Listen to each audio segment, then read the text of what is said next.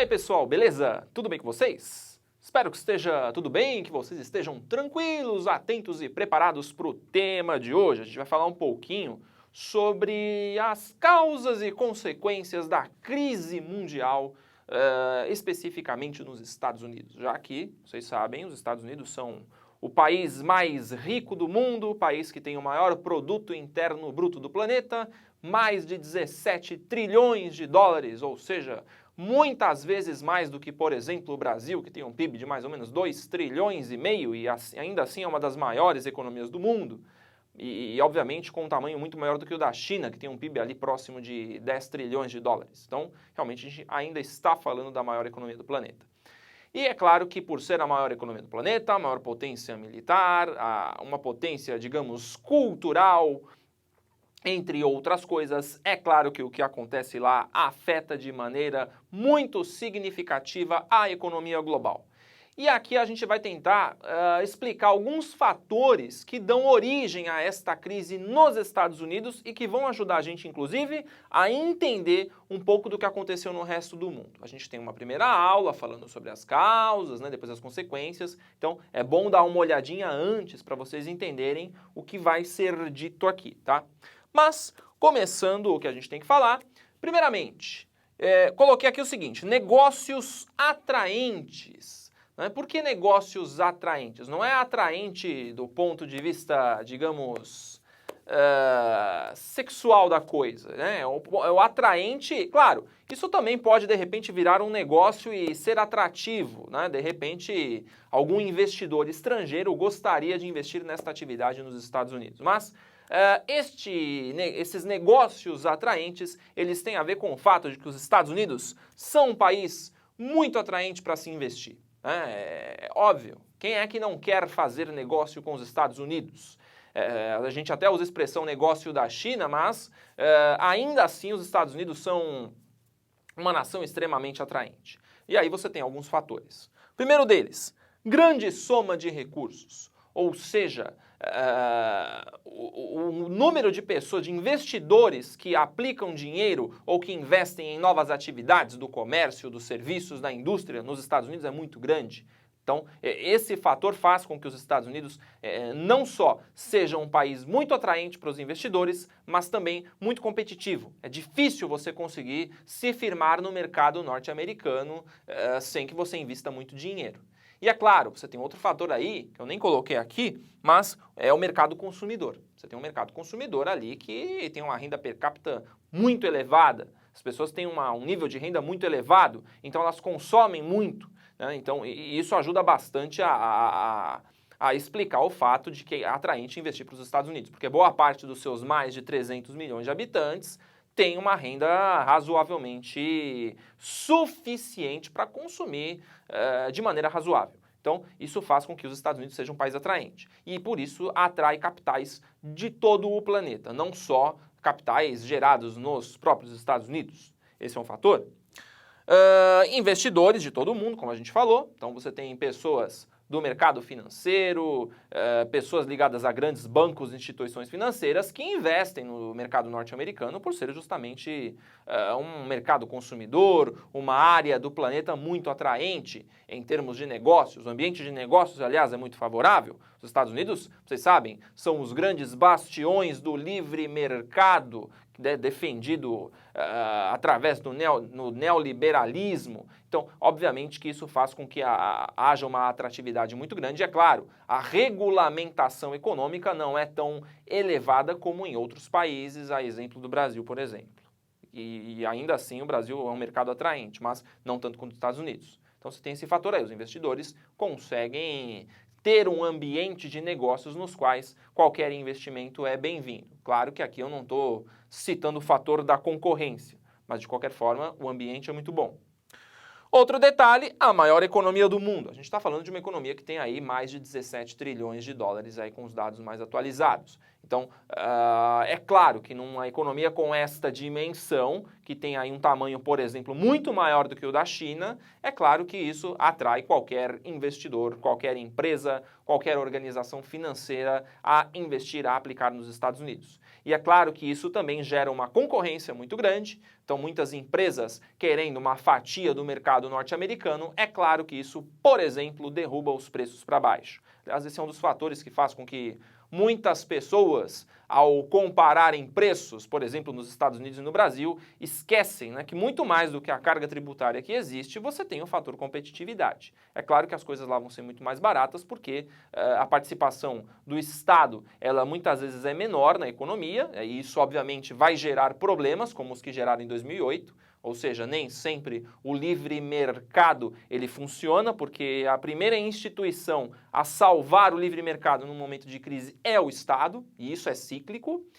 E um outro detalhe é que a competitividade faz com que os preços derrubem. Então, é óbvio que a concorrência é muito grande, isso obriga também as empresas a reduzirem as suas margens de lucro. Esse, aliás, é um outro detalhe também aplicado ao Brasil. As margens de lucro das empresas aqui são muito grandes, significa dizer que aqui o cara quer ganhar muito mais do que lá fora, então isso também é um fator, tá? Então, obviamente que essa competitividade, esse mercado consumidor muito grande e o desejo de investir, de expandir em atividades econômicas nos Estados Unidos, que são a maior economia do mundo, é claro que fazem com que os Estados Unidos sejam também um país atraente, tá?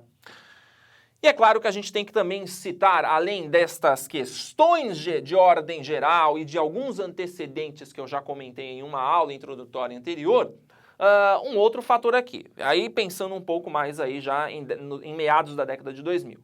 O sistema financeiro norte-americano. Por quê?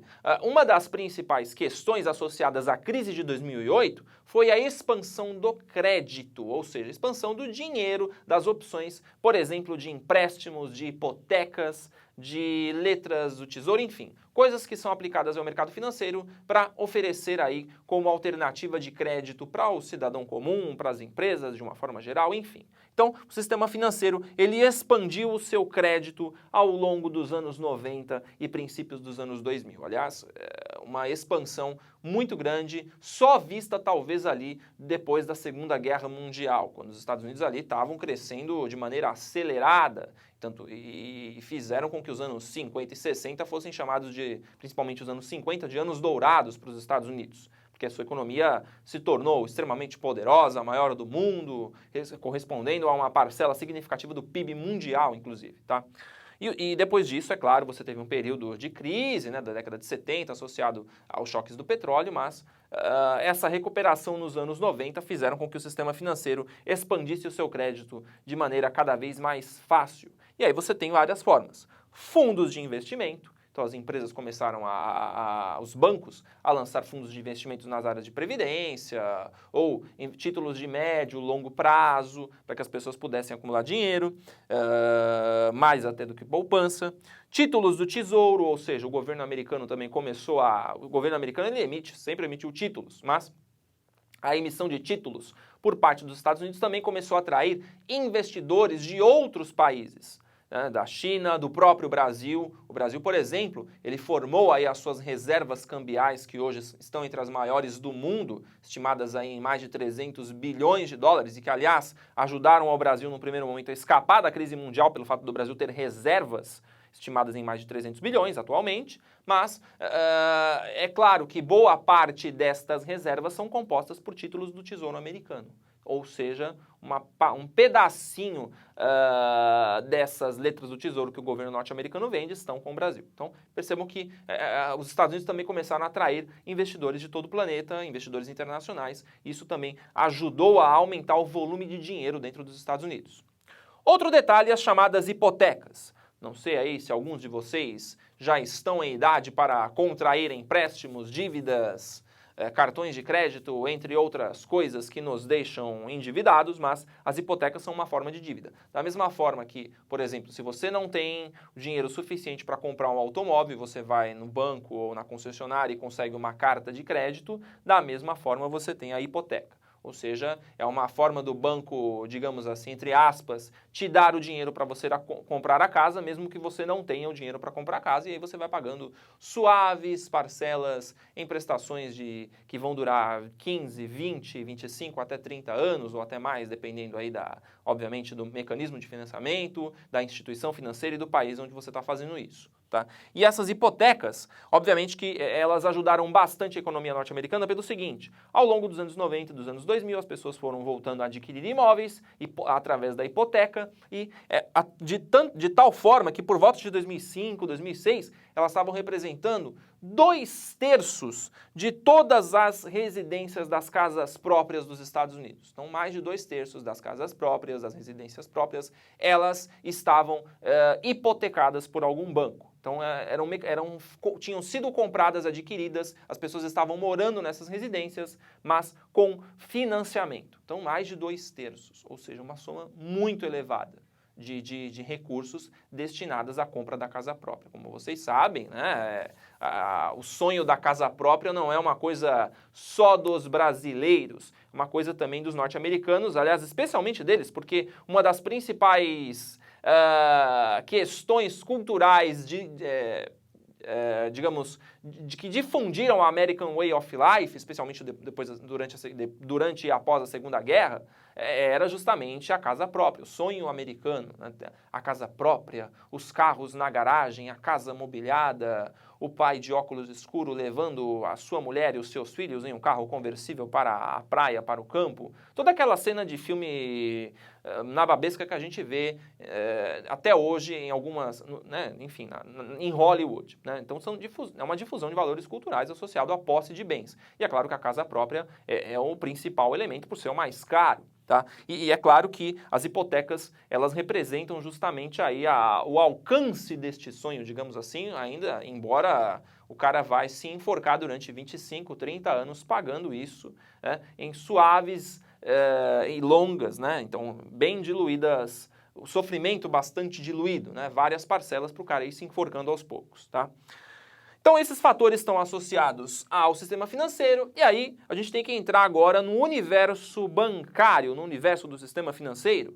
Né? Aqui eu coloquei o seguinte: crédito fácil, vocês já devem ter visto na televisão, crédito fácil, crédito para negativado, enfim, seu nome está sujo, nós lhe damos dinheiro, ou então você vai às vezes passar pelo centro de alguma cidade, especialmente as grandes cidades, né? Sempre tem alguém lá, nome sujo, damos um empréstimo para você, tipo estas coisas, tá? E aqui é claro que isso faz parte do chamado crédito fácil. O que acontece? Nos Estados Unidos, ao longo aí do final dos anos 90 e princípios dos anos 2000, com um volume de dinheiro muito elevado, é claro que os bancos, também para expandir os seus ganhos, começaram a conceder crédito cada vez mais fácil. Não sei se alguns de vocês já tentaram fazer empréstimo, existe uma parte burocrática na maioria dos bancos para que você consiga fazer um empréstimo. Então, primeiramente, de forma geral, você tem que estar empregado em alguma atividade econômica, né? Você tem que estar ganhando algum dinheiro, porque você vai pagar as prestações daquilo que você tomou emprestado, né? Para pagar em suaves e enforcantes parcelas, porque tem taxa de juros no meio, tá? Aqui no caso dos Estados Unidos, o crédito começou a ser cada vez mais fácil porque as taxas de juros se tornaram extremamente baixas, o volume de dinheiro existente era muito elevado e as exigências começaram a baixar. Então, por exemplo, alguns tipos de hipoteca deixaram de exigir que o cara comprovasse renda. Então, o banco não queria muito saber, a instituição financeira não estava muito interessada em saber se o cara tinha emprego ou não. Ou então, se o cara estava endividado, ou chamado negativado. Então, percebam que os critérios começaram a ir baixando cada vez mais. E as taxas de juros também muito baixas. O que fazia com que, por exemplo, se eu pego 100 mil, em vez de pagar 180, 200 mil de empréstimo, eu vou pagar 105, 110 mil. Ou seja, eu tenho garantias de que aquele empréstimo não vai ficar tão elevado. E aí, por isso, o valor da prestação também cai. E aí, é claro que o setor de imóveis, ao receber este estímulo, porque as pessoas começam a comprar mais residências, isso vai dar estímulos para outros setores. Para a construção civil, que vai ter que construir mais casas, Para o setor financeiro, que vai crescer, obviamente, porque as pessoas estão tomando mais empréstimos, estão usando mais o sistema financeiro. O setor de imóveis, porque infelizmente a gente não consegue comprar uma casa e morar com ela pelada, sem nada dentro. Você tem que comprar cama, geladeira, fogão, enfim, móveis e eletrodomésticos, eletrônicos também entrariam aí, o que vai fazer com que o setor de infraestrutura também se desenvolva, porque muitas destas novas áreas residenciais, elas vão precisar de infraestrutura, de ruas, de avenidas, de calçadas, entre outras coisas, sistemas de água, de luz, de gás, de telecomunicações, que vai também estimular o setor do maquinário, né? Máquinas para trabalhar aí na construção, enfim. Você começa a desenvolver em cadeia toda uma atividade produtiva em função do setor aí de imóveis que obtém aí crédito cada vez mais fácil, tá? Então, é como se você tivesse aqui uma ciranda financeira, né? Claro que não é a cirandinha, né? Que é uma ciranda financeira mais hard, porque isso aqui vai ter consequências depois. Tá? Então, esse é mais ou menos o esquema que a gente vê quando a gente está falando deste crédito cada vez mais fácil. E obviamente que vocês devem ter pensado, alguns aí pelo menos, de que este ciclo de crédito muito fácil, ele tem os seus problemas, né? Digamos, se as pessoas, por exemplo, não conseguirem pagar as suas hipotecas, né? Porque aqui o crédito era tão fácil, né, que alguns bancos faziam um esquema, por exemplo, de 2,28 ou 3,27, né? Ou seja, 2 anos você pagava uma prestação extremamente baixa e depois nos 28 anos seguintes você pagava uma prestação um pouco mais alta. Ou então, no sistema 3,27, 3 anos de parcelas extremamente baixas ou às vezes até alternadas, mês que você não pagava, e 27 anos com parcelas um pouco mais elevadas. Então, isso obviamente cria um ambiente extremamente atrativo. E é claro que isso vai provocar, entre outros fatores, a especulação imobiliária, porque se eu vejo que tem muito dinheiro no mercado, se eu vejo que a minha demanda por imóveis está crescendo, o que eu posso fazer? É oferta e procura, lei do mercado. Você deixa tudo no livre mercado, o que acontece? Lei da oferta e procura, o cara sobe o preço do imóvel. E se o preço do imóvel sobe de uma hora para outra, isso pode levar à especulação imobiliária e pode levar, obviamente, ao aumento do preço dos imóveis, o que pode fazer também com que as pessoas, de uma hora para outra, deixem de conseguir pagar pelo valor dos seus imóveis, em alguns casos. Que é uma coisa que eu vou falar assim que eu virar a lousa. A gente falou anteriormente aí dos principais aspectos envolvendo o sistema financeiro e por que a crise foi desencadeada especialmente a partir do sistema financeiro. A gente viu ali os estímulos que o setor imobiliário trouxe para a economia, mas a gente tem que lembrar, entre outros fatores, da especulação imobiliária. Eu vou mostrar para vocês um gráfico mostrando o aumento, né, no valor da terra nos Estados Unidos. Então percebam que em função das cada vez maiores facilidades para adquirir um imóvel, para adquirir o sonho da casa própria, né, os bancos obviamente acabaram influenciando no aumento dos preços.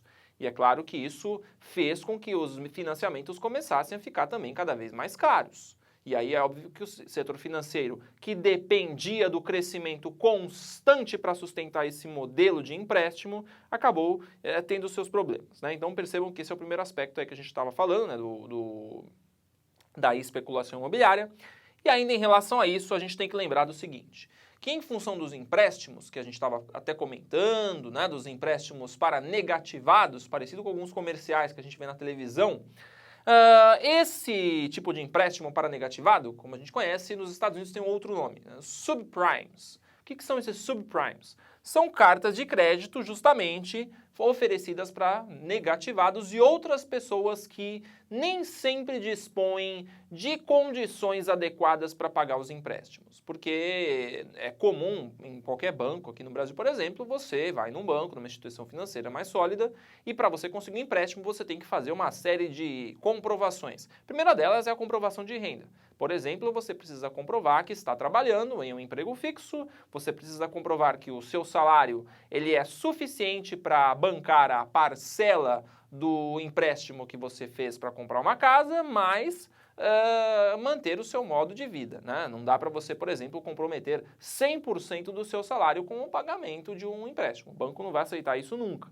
Então tem um certo limite de endividamento. Então tem alguns critérios. Além do que você vai ter que levar uma série de documentos, existem bancos que vão exigir que você dê uma entrada, então percebam que não é tão fácil. Só que aqui no caso, em função do dinheiro cada vez mais disponível para os bancos, o que acontece é que os critérios vão se reduzindo. Até porque, juntamente com os critérios, as taxas de juros se tornaram extremamente baixas, o que atraiu muita gente para fazer esse tipo de empréstimo. Só que o que a gente tem que lembrar, né, é que essas cartas de crédito, por terem poucas exigências, elas também estão atreladas a uma regulamentação insuficiente. O sistema financeiro dos Estados Unidos, embora seja muito sofisticado, muito complexo, ele tem algumas características que às vezes fazem com que a regulamentação governamental, por exemplo, seja insuficiente. No caso do Brasil, por exemplo, todos os bancos fazem uma espécie de depósito, o chamado Fundo Garantidor de Crédito. Por quê? Se acontecer alguma coisa com esse banco, como por exemplo ele quebrar, os seus correntistas, os seus clientes, eles vão ter a garantia de que vão receber todo o dinheiro que eles depositaram ali de volta. Então, os bancos são obrigados a fazer essa espécie de depósito, um fundo garantidor, para fazer com que o banco tenha a chamada liquidez, que ele tenha dinheiro disponível.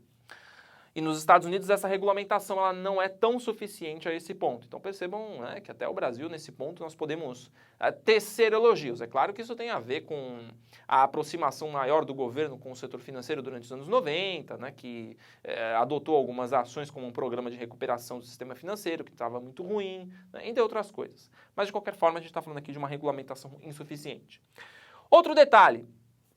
Estes subprimes que foram oferecidos para os cidadãos, para as pessoas que desejavam aí adquirir a sua hipoteca, elas, obviamente, eram oferecidas pelos bancos, mas através de um sistema muito complexo. Então, bancos menores, por exemplo, que ofereciam esses empréstimos, se acontecesse, por exemplo, desses bancos quebrarem, né, ou de não receber dos seus clientes o dinheiro necessário, eles iam fazendo uma espécie de venda de ações para bancos maiores. Estes, por sua vez, faziam a venda das suas ações para bancos ainda maiores. Eu vou falar disso até já, tá? Mas isso é para exemplificar o seguinte, que esse sistema, ele era, embora fosse considerado de alto risco, se acontecesse alguma coisa com a economia, as agências de classificação de risco, como vocês conhecem aí, Fitch, Standard & Poor's, Moody's, entre outras, né, que às vezes até aparecem na mídia, que até classificam países de acordo com o fato de serem bons pagadores, estas mesmas agências deram classificações positivas para empresas, para bancos que adotaram esse sistema aqui, que quase quebrou os Estados Unidos. E aí, esse é um outro fator, né? Qual é a idoneidade, qual é a capacidade dessas empresas de fazerem uma classificação de risco e por que confiaram tanto numa classificação desse tipo, né? Sem saber se realmente o dinheiro que estava sendo emprestado ele tinha garantias hipotecárias, se ele ia conseguir ser pago por todo mundo. Então esse é outro detalhe, as agências foram postas em xeque justamente porque muitos dos créditos, dos títulos desses bancos que depois foram considerados podres, eles eram considerados da nota máxima por alguns, AAA, por essas agências. Então percebam que esse é um fator bastante grave, né? Concede-se muito poder a essas agências de classificação de risco e elas muitas vezes podem adotar procedimentos que são no mínimo estranhos. É claro que também isso também tem a ver com o fato de que alguns congressistas que estavam ligados ao setor imobiliário também influenciaram nesse processo, né, de pressionar as agências a dar notas melhores do que aqui esses títulos poderiam ter. Então percebam que você tem aí também uma questão política envolvida. E é claro, os pagamentos elásticos. Então percebam o seguinte, num financiamento de casa própria, você faz ali geralmente 20, o mais comum aqui nos Estados Unidos são 30 anos. Num sistema, por exemplo, 2,28 ou 3,27, ou seja, 2 anos pagando uma tarifa bem menor e o restante você pagando ali o preço estipulado no contrato maior, é claro. É a mesma coisa, 3,27, 3 anos pagando parcelas bem suaves e depois elas aumentam.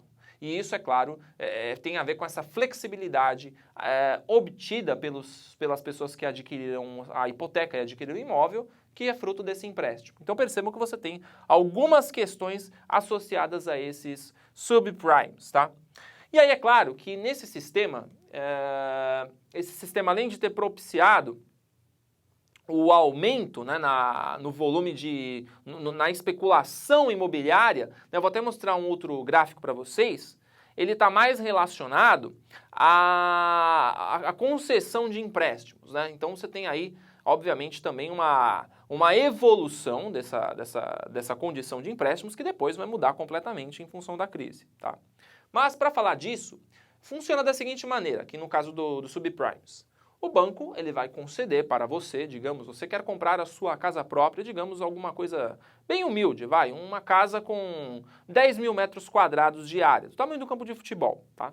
E aí você concede, o banco te concede um empréstimo. Então você vai pegar lá o empréstimo, você vai passar 30 anos pagando suaves parcelas, né? E mesmo que você, por exemplo, esteja, digamos, você não vai comprovar renda, né? Lembra que nos subprimes, por exemplo, você não precisa comprovar renda.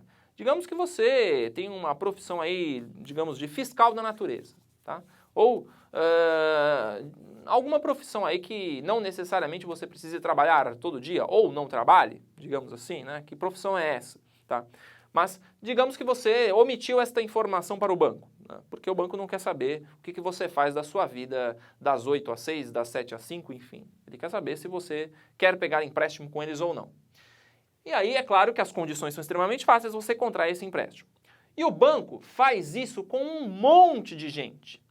E como é que você vai garantir que essas pessoas vão todas conseguir pagar esses empréstimos? Porque pensem, se a pessoa não consegue comprovar renda suficiente, se as exigências são muito pequenas, existe o quê? Um alto risco. Então é uma atividade de alto risco. E aí é claro que para você garantir o pagamento, você vai fazer o quê? O banco menor vai começar a vender títulos, vai vender ações. Vender ações, vender títulos, significa que eu estou vendendo uma parte, um pedaço do meu banco, vários pedaços pequenos do banco, para pessoas interessadas. Isso é uma forma de captar dinheiro, né? Então você vai vendendo ações como forma de captar dinheiro e de obter mais liquidez, tá? E aí os bancos maiores, por exemplo, vão comprar estas ações dos bancos menores. Só que os bancos menores, de uma certa forma, eles adquirem esse risco dos bancos menores. Os bancos maiores compram as ações, mas eles sabem desse risco, né? É claro que os bancos maiores, eles dão para os bancos menores mais garantia, uma espécie de seguro ou uma securitização, porque aí os bancos menores conseguem continuar emprestando para os cidadãos comuns que querem comprar residências de um campo de futebol, né? E isso, é claro, faz com que os bancos maiores concedam empréstimos, comprem títulos, comprem ações dos bancos menores, que por sua vez vão ter que vender títulos, vão ter que vender ações para os fundos de garantia, que não é aquele FGTS, gente. Fundos de garantia aqui são fundos garantidores, por bancos gigantes, instituições muito grandes que vão começar a comprar estes papéis dos bancos médios, dos bancos grandes, né? Justamente aí num sistema para tentar manter esta pirâmide, digamos assim. E aí é claro que a gente tem que pensar no seguinte: os bancos menores, né, eles acabam muitas vezes oferecendo um risco muito mais alto. Então, a venda de ações, ela tem que garantir um retorno mais rápido. Então, os bancos, por exemplo, quando compravam, né, esses bancos quando vendiam títulos ou ações, né, eles acabavam também negociando com os bancos médios, com os bancos grandes, a venda de ações com ganho mais rápido, né? E isso é claro. Tudo isso a ver com a classificação dos clientes. Mesmo que os critérios fossem considerados muito pequenos, você também aí tinha uma espécie de sistema para classificar os clientes ou os bancos quanto ao risco de quebrar, quanto ao risco de dar calote. Então, alguns clientes de mais alta renda tinham risco pequeno, clientes de renda média um risco mais alto e clientes de baixa renda ou sem comprovação de renda, enfim, em condição insuficiente para no futuro honrar seus empréstimos caso acontecesse alguma coisa, eram classificados como de alto risco. Então, é claro que os bancos que faziam empréstimos de mais alto risco precisavam ter retorno mais rápido, né? Então, esse sistema é bastante complexo, né, que a gente poderia até atribuir aí as famosas pirâmides, né, do sistema financeiro aí envolvidos com agiotagem, até com alguns crimes, né? Ele é muito similar a isso aqui, né? Só que aqui adotou-se um sistema extremamente complexo, né, de mercado de ações associado ao sistema financeiro. Tá? Só que o que aconteceu aqui? O que começou a acontecer, né, nesse sistema? Uma hora, é claro, esta pirâmide ia se desfazer. Primeiro porque a gente viu lá, o preço do metro quadrado nos Estados Unidos começou a aumentar, o preço dos imóveis, né, oferta e procura. Com o aumento do preço repentino, alguns contratos deixaram de ser honrados. Por quê? Você para de vender imóveis. E aí o preço sobe, para de vender imóveis. Se você para de vender imóveis, você para de atrair clientes, o banco para de obter financiamentos, de fazer empréstimos, e isso vai causando efeito dominó, né? E aí, se as casas deixam de ser vendidas, né, a taxa de juros sobe. né? Aliás, um outro detalhe desses contratos é que nem sempre as taxas de juros são fixas. Então, isso também é um fator que coloca as pessoas numa situação de vulnerabilidade, porque basta a taxa de juros aumentar e aí os juros daquelas dívidas aumentam exponencialmente, que foi o que aconteceu com muitos contratos. As pessoas deixaram de pagar e aí se as pessoas deixam de pagar o empréstimo para o banco, o que acontece? Os bancos menores vão ter que vender cada vez mais ações para os bancos maiores, para tentar obter dinheiro. Só que quando esse mecanismo aqui bloqueia, né, alguns papéis aqui, por exemplo, que os fundos de garantia aqui dos bancos gigantes compram, né, eles vão descobrir que você tem títulos podres aí no meio, por quê? A taxa de juros aumentou exponencialmente, as pessoas deixaram de pagar os seus empréstimos e essa cadeia aqui do sistema financeiro ela vai se desfazendo, né, de tal modo que alguns bancos tiveram perdas bilionárias e o governo teve que intervir várias vezes para injetar dinheiro na economia para dar maior liquidez, para que esse dinheiro não deixasse de circular, né? Algumas estimativas ali por volta de 2007, onde a crise já estava se descortinando no segundo semestre de 2007, dão conta de que mais ou menos 70 bilhões de dólares tenham sido aí perdidos, né, de prejuízo aí em função de grandes bancos. Você tem duas grandes instituições financeiras de crédito, que era o Freddie Mac e o Bernie Mac, que eram duas instituições destinadas a empréstimos que já eram privatizadas, né? Elas já tinham sido do Estado e foram privatizadas, elas tiveram que ser reestatizadas, justamente porque as perdas eram gigantescas, né?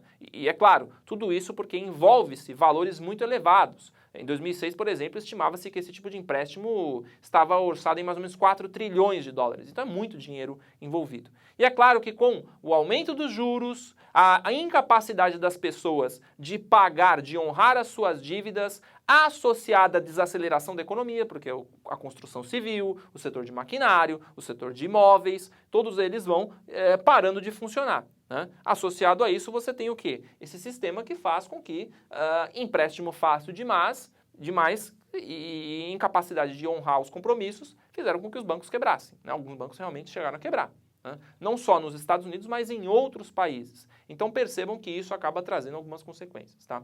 E essas consequências, obviamente, eu vou falar em uma próxima oportunidade, tá bom? Aqui é para a gente entender o contexto geral, né? Esse mecanismo que é extremamente complexo, mas que a gente aí tenta resumir para vocês entenderem aí que realmente conceder empréstimo para negativado nem sempre é uma boa ideia se você não tiver um sistema financeiro muito sólido, tá bom, gente?